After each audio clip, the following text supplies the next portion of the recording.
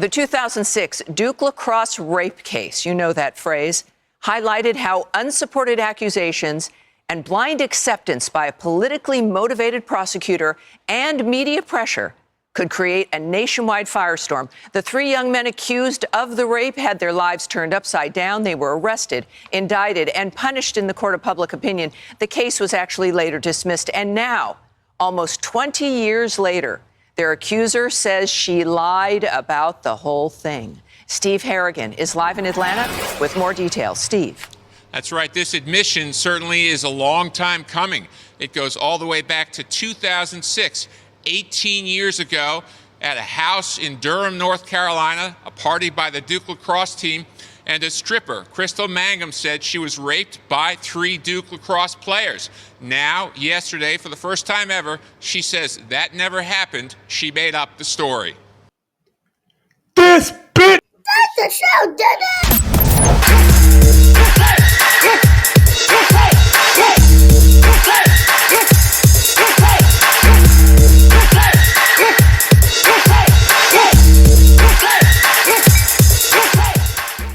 What's going on, ladies and gentlemen? Assuming nothing's changed since last time and I can still call you that. If you can't tell, I'm mad. I'm mean and I'm mad right now. Did y'all hear that almost 20 years later, 18 years later to be exact, 18 years later, she gonna come out and say it was a lie the whole time? For 20 years almost, you had these young men, you had the world thinking that these young men were rapists. They had the world thinking that all kind of hooliganery and shenaniganism was happening at Duke, specifically on the Duke Lacrosse team. Had the whole world judging them. Just to come out 20 years later, after the cases was already dismissed, I guess after all the fame and fortune has already wore out, after the novelty wore out, now here you want to come up and admit the truth that it never happened? Roll the clip. I testified falsely against them by saying that they raped me when they didn't, and that was wrong.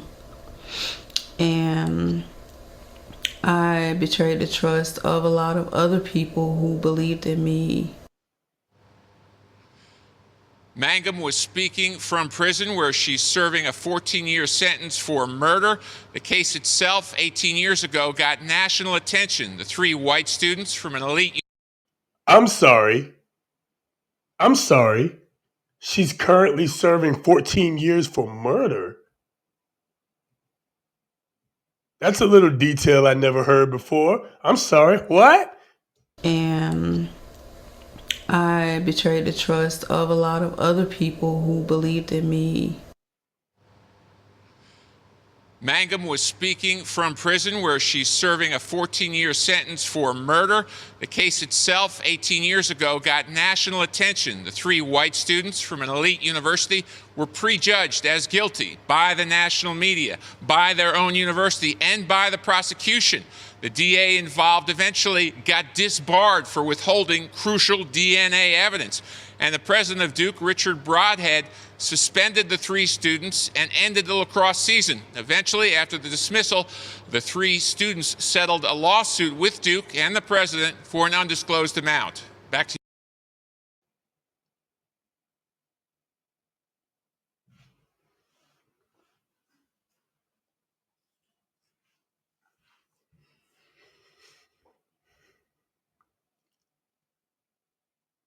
She's already serving 14 years.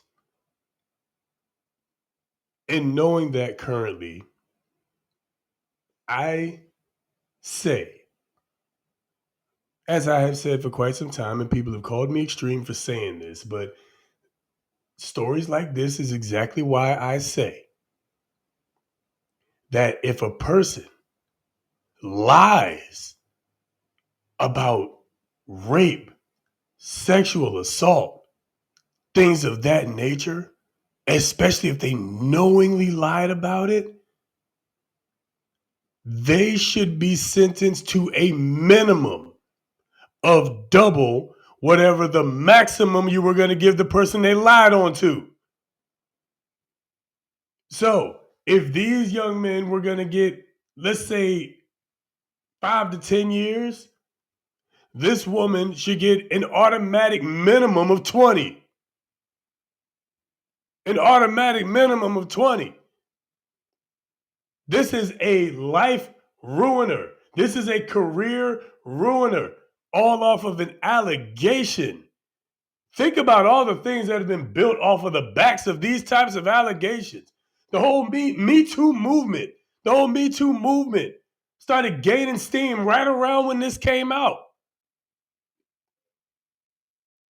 And I've said many times before, because I don't want to take away from the ones who actually had a traumatic experience and actually had something happen to them, but a lot of them were lying. A lot of them was borrowed trauma. They heard about a story that somebody else did, something else happened to somebody else, and now they taking it on for themselves, they owning it. And this is just or worse. They're saying it for clout because they want to be one of those ones. They specialize in being the victim, and they want to be one of those ones that got taken advantage of. Or at least they want to say that they were. They want to be coddled and babied and paid like they were.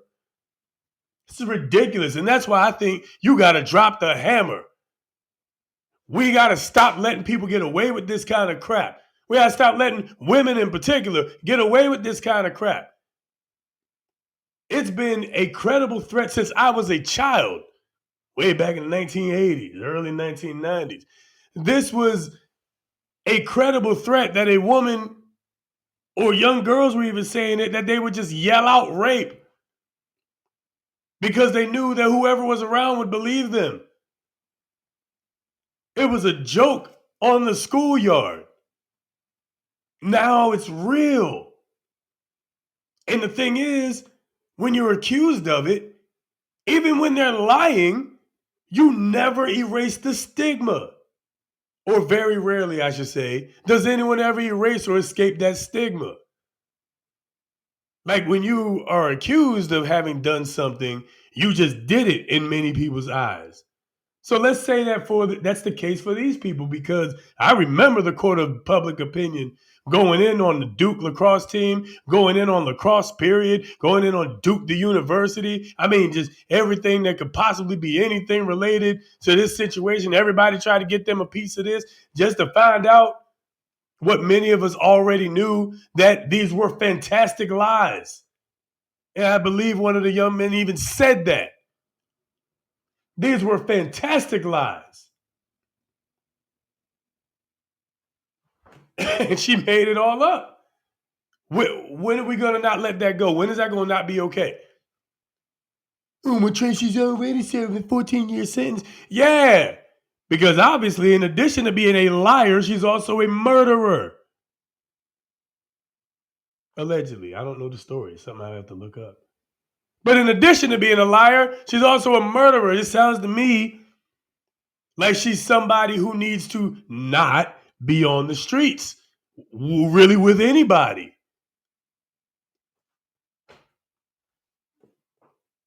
This is ridiculous. Let's keep rolling. What's going on, guys? Hey, I appreciate you making it all the way to the end. Thanks for watching. I hope you enjoyed this clip. If you did, please like this video and subscribe to the channel. And don't forget to hit the little bell so the next time I drop a video, you'll be right there, front and center.